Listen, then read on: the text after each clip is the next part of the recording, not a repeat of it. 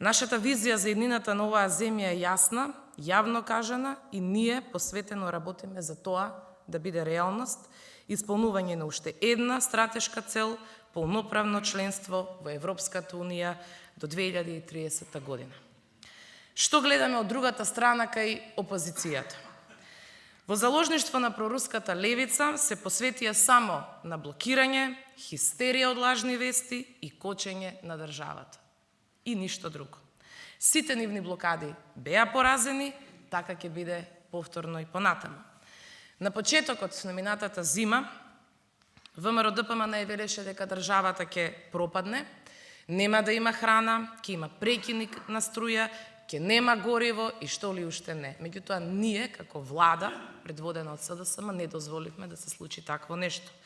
Не само што имаше струја доволно, не само што немаше рестрикции, никој не беше оставен сам во оваа криза. Како што никој не беше оставен сам во време на корона кризата, каде што ги поддржавме и граѓаните и компаниите со пакет од 760 милиони евра. Производството на струја во време на енергетската криза го зголемивме за 44%, за што сакам особена благодарност да упатам до сите вработени во ЕСМ, а особено и до вработените во РЕК Битола.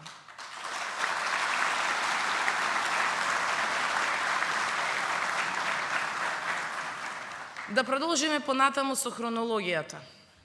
ВМРО велеше дека македонскиот јазик ќе исчезне, дека ќе се бугаризираме, но сведоци сме дека ништо од тоа не се случи. Напротив, имаме обезбеден македонски јазик во Европската Унија.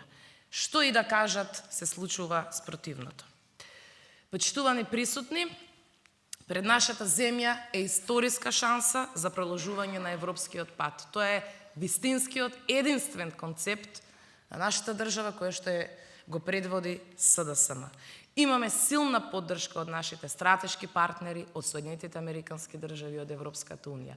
Секојдневно слушаме високи меѓународни представници дека ни даваат ветер во грб и ни кажуваат дека оваа шанса, која што ни е единствена и не смееме да ја пропуштиме.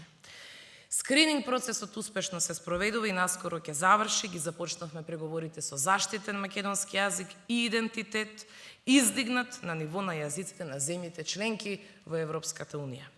Сега е време да го заокружиме процесот, да ги спроведеме реформите и да продолжиме напред. Време е за глас за Европа во нашето македонско собрание.